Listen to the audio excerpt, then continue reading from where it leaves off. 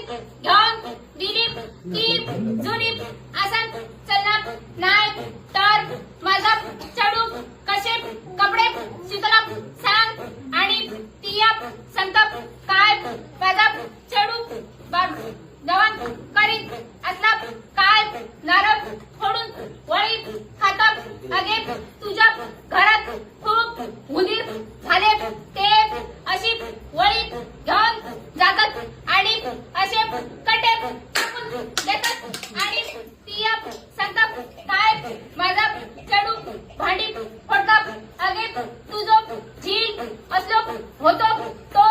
माका माहित असतो तर मिया माझा चढू तुझ्या झीला तिलक नसते तुझो झील सोरो पिता आणि ह्या त्या